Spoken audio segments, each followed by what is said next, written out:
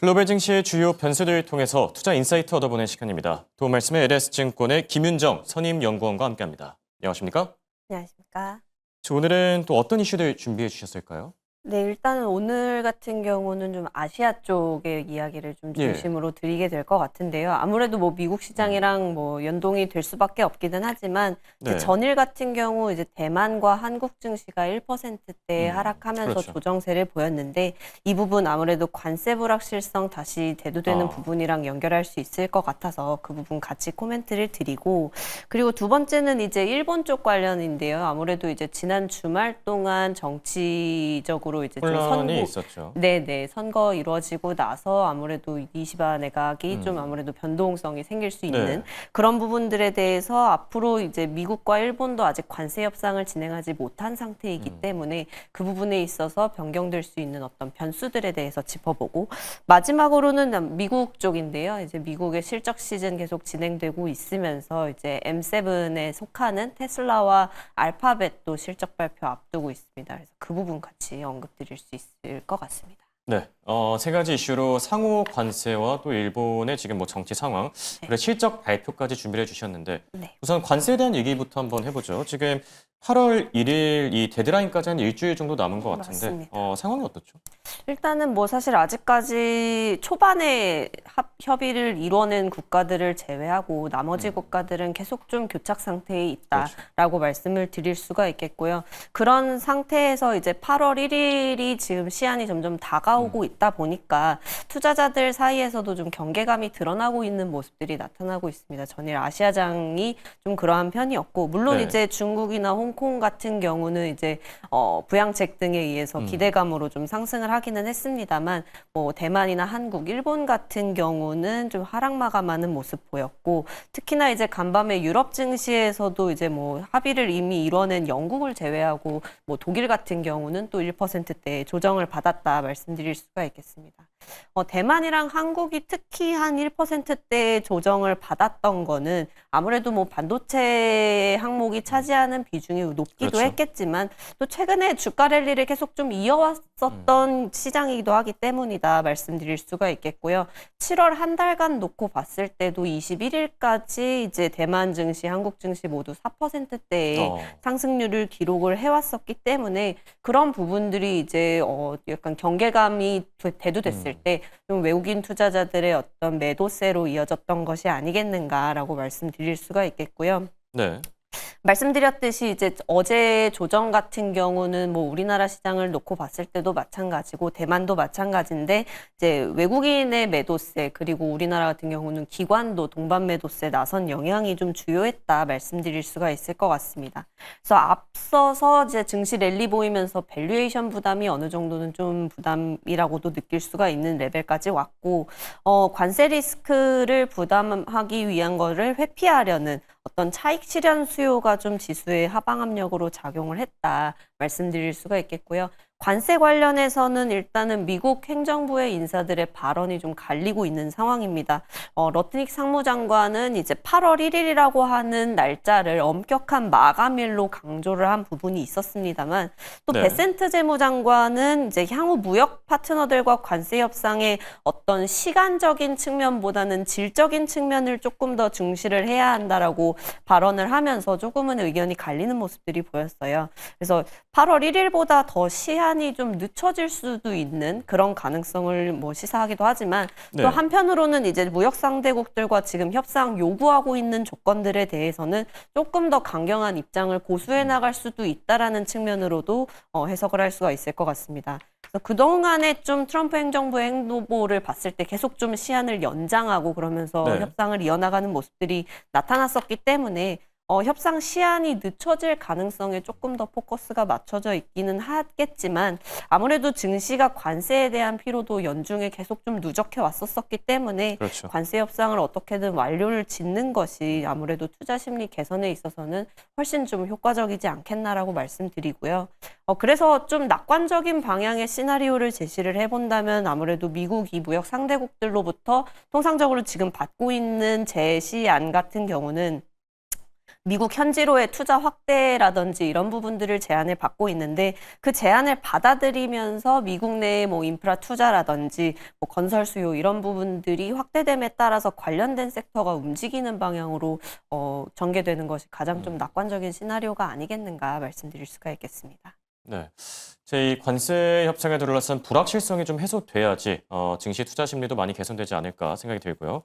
자, 두 번째 변수로 일본의 정치 혼란을 짚어주셨는데 지금 참의원 선거에서 일본 여당이 과반 확보에 실패를 했죠. 네. 이시바 내각 도마 위에 오른 상태인데 어떻게 보고 계십니까?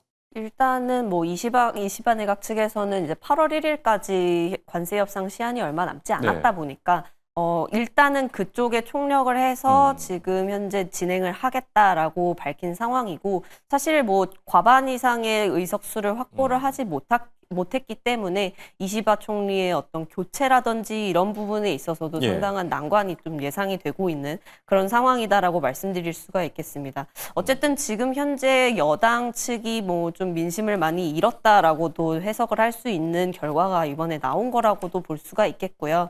다만 이제 좀 니케이 지수 같은 경우 월요일 날 휴장하고 어제장이 개장이 됐었는데 하락폭은 생각보다 제한적이었고요. 그 부분은 이제 한국이랑 대만 대비했을 때 제한적이었던 이유는 예. 이 앞서서 좀 증시의 정책 리스크나 이런 것들이 반영이 됐었기 때문에 다른 국가들 대비했을 때는 상승폭이 애초에 좀 적었었어서 어제 같은 경우도 하락폭도 좀 제한되는 부분이지 않았는가라고 말씀드릴 수가 있을 것 같습니다. 어쨌든 미국과의 관세 협상에 있어서 일단 정치권 내부적인 의견 조율이 좀 원활하지 않을 수 있겠다라는 좀 우려가 나오고 있는 상황이고요. 이시바 총리는 그럼에도 불구하고 최대한 이제 얼마 남지 않은 관세 시한 동안에 협상을 좀 이끌어내겠다라는 데 총력을 다하고 있는 상황이기는 합니다. 근데 미국과 일본 간의 협상이 늦어지는 원인 이전에도 한번 방송에서 언급드렸던 적이 있었지만 우리나라와 참 비슷한 상황이다라고도 볼 수가 있겠고요.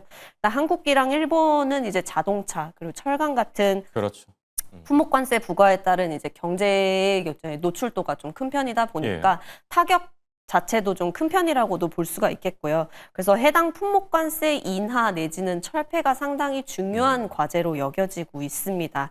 그렇다 보니까 이제 미국의 현지 투자를 확대하겠다라든지 뭐 미국산 제품 수입을 더 확대하겠다 이런 부분들을 방안으로서 제시를 하고 있는 상황인데 이제 오히려 미국 측에서 요구하는 거는 이제 방위비 인상이라든지 농축산물 시장 개방 이런 좀 다소 좀 예민할 수 있는 부분들을 요구를 하고 있기 때문에 이게 쉽사리 좀 협상으로 진행이 되고 있지 못한 경우다라고 말씀드릴 수 있겠고요.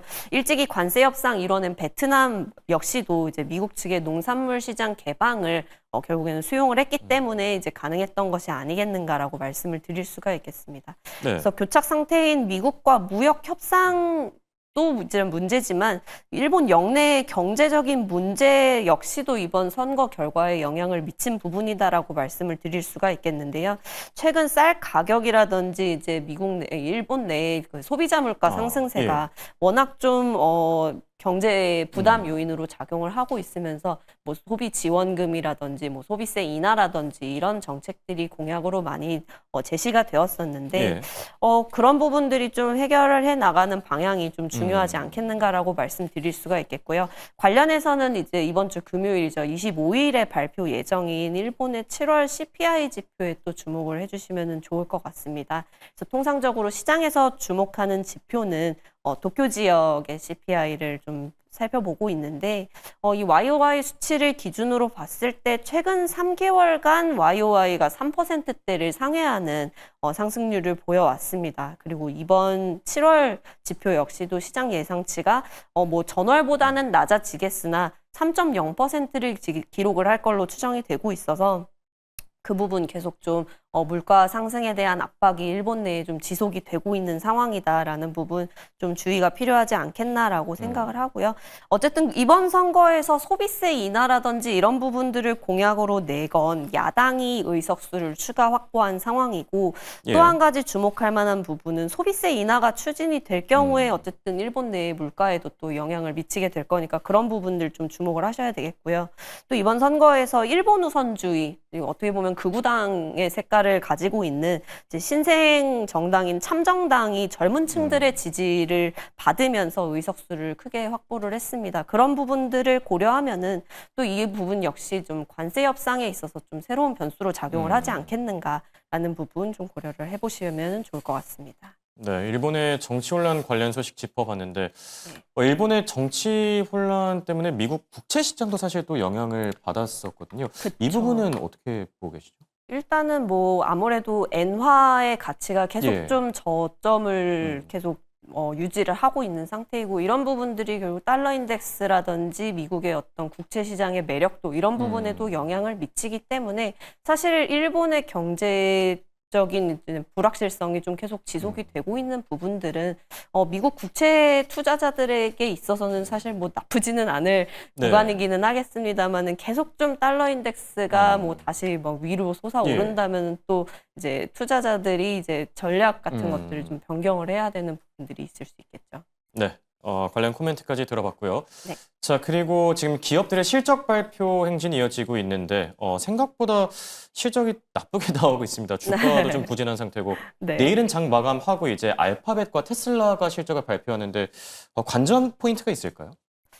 일단은 지금 뭐 실적 시즌 계속 진행이 되고 있고 아무래도 그 전에 기대감이 워낙 높았었던 상황이다 보니까 그런 상황에서 계속 좀 실적에 대한 눈높이가 높아진 상태에서 이 실적을 확인하는 과정들이 이어지고 있고 아무래도 높아진 기대치가 있다 보니까 그런 부분들이 좀 실망 매물로서 나오는 그런 모습들이 이어지고 있는 상태인데요.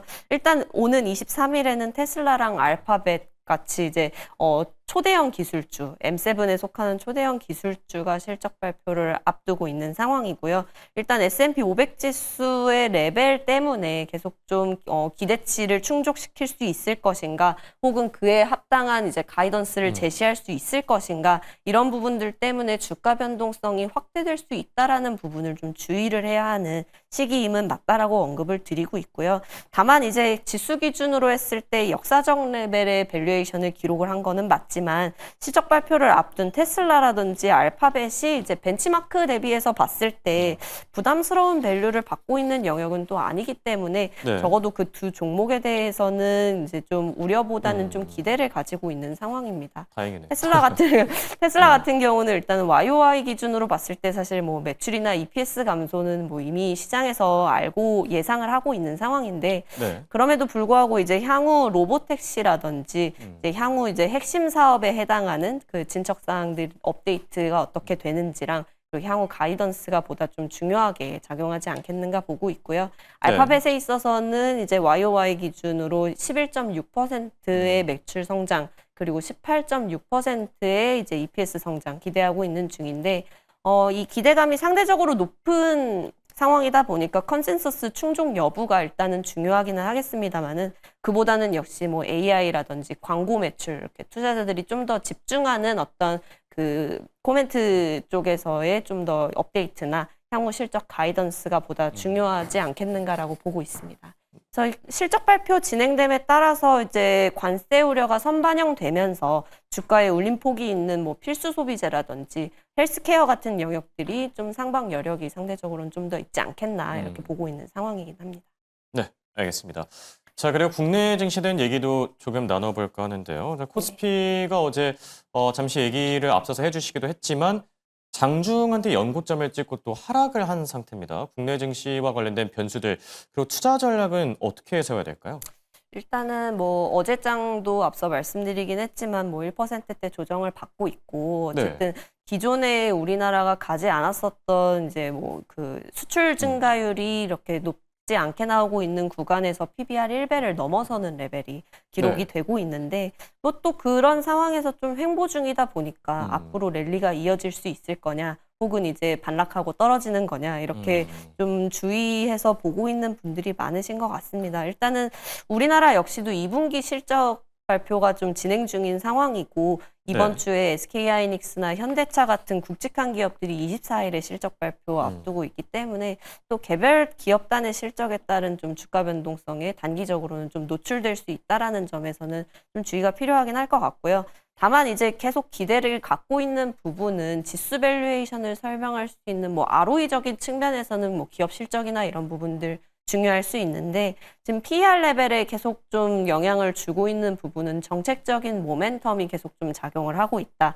특히나 이제 최근에는 배당소득 분리과세와 같은 자본시장법 개정 같은 부분들도 언급이 되고 있다 보니까 이런 부분들은 훨씬 시장에 직접적인 영향을 줄 수 있는 부분으로서 좀 주목할 만하지 않겠는가 말씀드릴 수가 있겠고요.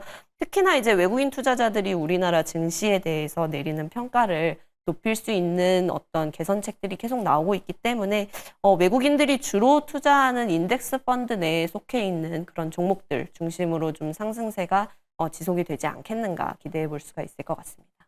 알겠습니다. 지금까지 도말씀의 LS증권의 김윤정 선임연구원과 함께했습니다. 감사합니다.